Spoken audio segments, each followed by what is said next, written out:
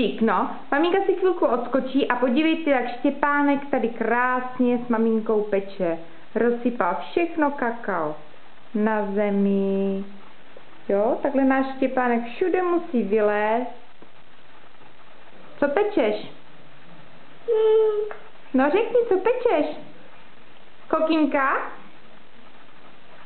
Jo, no už tam není, už to vysypal všechno. To, aby mě všichni věřili, co já tady mám za utrpení s vama. Půjdete do klokánku. Vánoční pohoda, adventní atmosféra, nádhera. Ještě, že vás mám, že? Děláš aspoň pápa, čokoládo?